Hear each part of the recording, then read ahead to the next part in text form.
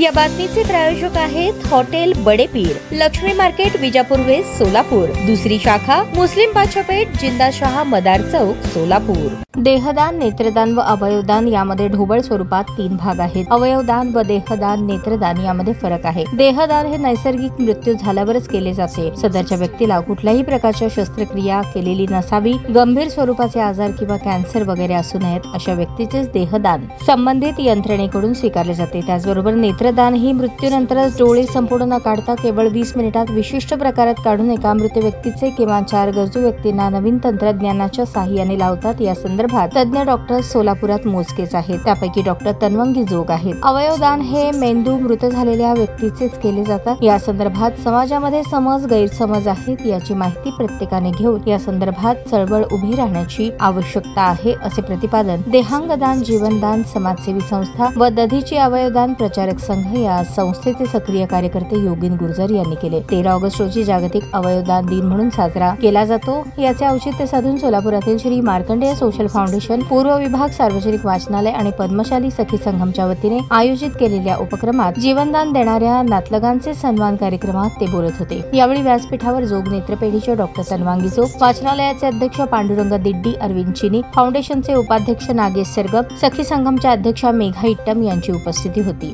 गुर्जर पुढे म्हणाले, मेंदू मृत झाल्यास किंवा व्हेंटिलेटरवर असलेल्या व्यक्तीचे अवयवदान करण्यात येत असल्याने मृत व्यक्तीच्या इच्छा किंवा कुटुंबाचा निर्णय असल्यास रीतसर पद्धतीने करण्यात येतो। यावेळी तन्वंगी जोग म्हणाल्या, पैशाने श्रीमंत असण्याची आवश्यकता नाही, फक्त मनाने श्रीमंती आणि दान देण्याचा भाव असणे हे फार महत्त्वाचे आहे। म्हणून नेत्रदान, अवयवदान व देहांगदान हे सध्याच्या स्थितीत काळाची गरज आहे। कार्यक्रमासाठी वाचनालयाचे पदाधिकारी, कर्मचारी आणि फाउंडेशन व सखी संगमच्या पदाधिकारी यांनी विशेष सहकार्य केले। प्रास्ताविक स्वागत व सूत्रसंचालन सखी संगमच्या समन्वयिका कला चन्नापट्टणम यांनी केले, तर फाउंडेशनच्या उपाध्यक्ष नागेश सरगम यांनी आभार मानले। याप्रसंगी श्रीनिवास कामूर्ती, किशोर वेंकटगिरी, वैकुंठम जडल, श्रीनिवास पोटाबत्ती, वनिता सुरम, ममता तलकोकुल, गीता भूदत्त, पद्मा मेडपल्ली, पल्लवी संघा यांचेही विशेष सहकार्य लाभले।